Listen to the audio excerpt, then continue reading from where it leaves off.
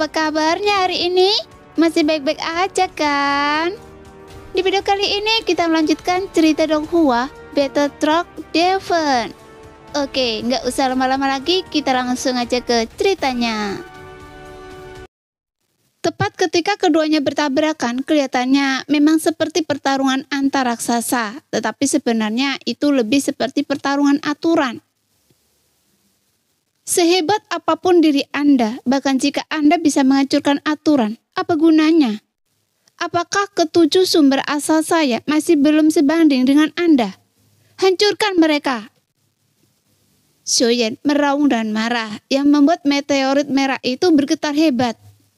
Pada saat yang sama, seluruh tubuh Xiaoyan bersinar dengan cahaya pelangi. Kali ini, Xiaoyan menggunakan kekuatan aturan melawan aturan, dan inilah harapan terbesar Xiaoyan. Namun, kekuatan Xiaoyan sendiri tidak memadai, sehingga kekuatan aturan yang bisa Xiaoyan lepaskan terbatas. Jauh lebih rendah daripada kekuatan aturan api pemusnahan itu. Namun, saat keduanya terus bertabrakan dengan keras, setelah kekosongan mulai terdistorsi, kekosongan itu benar-benar mulai terkoyak, dan mampu merobek kekosongan dunia sensi, adalah sesuatu yang bahkan sulit dicapai oleh para dewa abadi. Pada saat ini, tabrakan Xiaoyan dengan api pemusnahan menyebabkan kekosongan itu terkoyak inci demi inci, seperti kertas yang robek. Kemudian, meteorit merah itu perlahan-lahan ditelan oleh cahaya warna-warni Xiaoyan, yang mengakibatkan dia bergetar hebat sebelum meledak berkeping-keping. Tiba-tiba, mata Xiaoyan berkilat, dan kilatan cahaya guntur langsung muncul di bawah kakinya. Saat meteorit merah itu meledak, api yang mirip dengan yang terlihat setelah hujan panah api merah muncul di dalamnya. Benih api ungu sejati pemusnahan. Sambil meraung, telapak tangannya yang diselimuti cahaya berwarna-warni diam-diam terulur, dan dia langsung menggenggamnya. Kemudian, Xiaoyan dengan tegas melemparkannya ke dalam mulut dan menyerapnya. Namun karena gumpalan api ungu pemusnahan ini bahkan lebih kuat, Xiaoyan segera menelannya dengan 7 sumber asal dan mengaktifkan seni roh kekosongan Xinchen. Meski begitu, tubuh Xiaoyan juga hampir runtuh, tetapi kenyataannya dia tetap berada dalam kendali Xiaoyan. Setelah stabil dalam tubuh Xiaoyan, benih api warna lain tiba-tiba muncul di tubuhnya, berubah dari 7 menjadi 8. Meskipun tidak cukup mencolok, Xiaoyan masih menggunakan api ungu pemusnahan ini. Pada saat ini, mata Xiaoyan sedikit berkedip. Meskipun dia telah memblokir serangan itu, tapi Xiaoyan juga menyadari bahwa menggunakan kekuatan 7 sumber asal juga menghabiskan energi yang sangat besar. Sehingga akan sangat sulit untuk melancarkan serangan seperti itu terus-menerus. Dan jika Xiaoyan terus melakukannya, maka kekuatannya mungkin tidak akan cukup. Namun, Xiaoyan juga memiliki avatar jangkrik emas sebagai kartu truf. Hanya saja dalam 10 langkah ini, Xiaoyan tidak tahu berapa banyak lagi serangan seperti itu yang akan menimpanya. Jadi kali ini, Xiaoyan hanya menatapi api pemusnahan yang berkobar di tengahnya. Dan api itu menunggu dengan tenang, seolah-olah memperhatikan Xiaoyan yang mendekatinya, selangkah demi selangkah. Pada saat ini, Xiaoyan tiba-tiba berhenti sejenak dan tidak bergegas maju. Dia justru menahan nafas dan berkonsentrasi, membiarkan dirinya yang sebenarnya memulihkan kekuatan sebanyak mungkin. Setelah setengah batang dupa berlalu, Xiaoyan akhirnya membuka matanya dan terus maju. Meskipun langkah kakinya terasa sedikit lebih berat, meskipun itu hanyalah badai api yang terus menekannya, tetapi tekanan yang menyelimuti Xiaoyan masih sangat kuat, sehingga membatasi gerakan dan kemampuan bertarungnya. Sebelumnya, Xiaoyan mengira akan diserang lagi setiap 2 langkah, tetapi kali ini, Xiaoyan terus maju dan hanya tinggal selangkah dari inti api. Tapi perubahan mendadak itu sama sekali tidak mengejutkan Xiaoyan, karena dia tahu bahwa serangan sebelumnya mungkin hanyalah pembuka sebelum ujian akhir yang sesungguhnya, dan itu seharusnya akan terjadi. Benar saja, tiba-tiba semburan api menyapu, dan sesosok tiba-tiba muncul di hadapan Xiaoyan. Namun itu bukan wujud manusia, melainkan kerangka hitam pekat berdiri di hadapan Xiaoyan. Sayalah dewa pemusnahan yang gugur dalam pertempuran di masa lalu. Jadi saya meninggalkan sumber asal api ini. Jika kalian Generasi muda ingin memiliki hati api ini. Kalian harus lulus ujian saya dan menghancurkan sisa-sisa jiwa saya. Hanya dengan begitu, kalian dapat memperoleh hati api ini dan menjadi tuannya. Apakah Anda siap? Tepat ketika Dewa Pemusnahan berbicara, daging dan darah mulai menyatu dari tulang-tulang gelapnya, kemudian berubah menjadi seorang wanita. Dengan alis yang terangkat tinggi saat ia menatap Xiaoyan, seperti seorang dewa dari surga yang memandang semua makhluk hidup. Rasa bangga terpancar darinya. Melihat itu, Xiaoyan tercengang. Jelas, dia tak pernah membayangkan bahwa Dewa Pemusnahan sebenarnya seorang wanita. Namun dia mengendalikan api pemusnahan yang begitu dahsyat, sehingga api itu bisa mencapai tingkat yang luar biasa. Maju!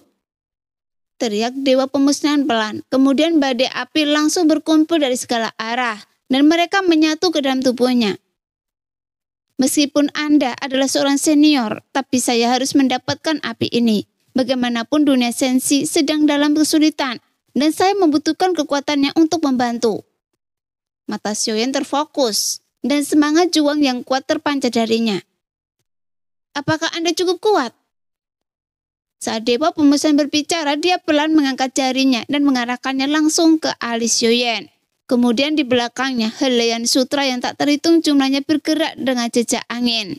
Saat tembusan angin tertiup ke arah Xiaoyan, tiba-tiba Xiaoyan merasa bahwa ini bukan angin biasa, melainkan angin yang dipenuhi dengan kekuatan penghancur yang mengerikan. Dalam sekejap, kulit dan daging Xiaoyan hancur berkeping-keping. Namun saat kehancuran ini terjadi, vitalitas yang kuat meletus dari Xiaoyan untuk menangkalnya. Namun kekuatan kehancuran dan kelahiran kembali, keduanya berada dalam hubungan yang saling menahan. Jadi Xiaoyan menggertakkan giginya, menyalurkan energi dan darahnya untuk memulihkan diri dan melawan kehancuran. Pada saat ini, Xiaoyan menatap tajam ke arah Dewa Pemusnahan di hadapannya, dan dia tidak mundur selangkah pun. Saat ia dengan gigi melawan angin penghancur. Baiklah, sekarang saatnya untuk melihat apakah Anda cukup layak. Jari pemusnahan. Suara dingin dan arogan Dewa Pemusnahan terdengar, kemudian ujung jarinya menari-nari, mengetuk Xiaoyan dengan ringan. Meskipun tidak ada api yang muncul, tapi tubuh Xiaoyan tiba-tiba terasa seperti digenggam oleh tangan yang tak terhitung jumlahnya. Kemudian kuku-kuku tajam menusuk daging dan menariknya dengan ganas. Dengan sentakan ini, darah dan daging tubuh Xiaoyan meledak. Xiaoyan meraung kesakitan, tubuhnya hampir hancur. Kemudian dia menepuk-nepuk alisnya karena avatar Yuanzhen alam kunonya tidak mampu menghancurkan bintang. Maka Xiaoyan langsung menghancurkan 9 tanda bintang berturut-turut yang membuat tanda 9 bintang di antara alis Xiaoyan langsung hancur. Dan melepaskan semburan energi dan kekuatan darah yang dahsyat. Karena hanya vitalitas ekstrim yang mampu menahan kehancuran ekstrim seperti itu. Sekarang tubuh Xiaoyan tiba-tiba memancarkan cahaya keemasan, membuat dagingnya yang hancur tetap utuh. Sehingga Xiaoyan pun menjadi tenang kembali dan mampu menahan kekuatan jari pemusnahan tersebut. Namun harga yang harus dibayarnya adalah penurunan kekuatan tubuh fisik Xiaoyan yang signifikan. Untungnya, Xiaoyan memiliki avatar Yuanzhen alam kuno. Jadi Xiaoyan juga tahu bahwa menghancurkan bintang bukanlah hal yang buruk. Karena kekuatan tubuh fisik hanya dapat dibangun kembali melalui kehancuran. Meskipun Xiaoyan mendapati dirinya tak berdaya saat melawan serangan semacam itu.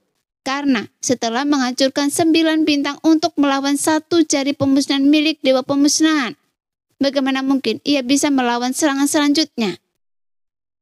Bagaimana mungkin ia berharap bisa mengalahkannya? Lagu pemakaman debu bintang, gumam Dewa Pemusnahan, namun dia tampak tidak terkejut, tetapi terus berbisik pelan. Tiba-tiba Xiaoyan hanya bisa merasakan sesuatu berkumpul di sekelilingnya, namun dia tidak bisa melihatnya dengan mata telanjang. Mungkinkah api pemusnahan ini tak berbentuk dan tak bernyawa?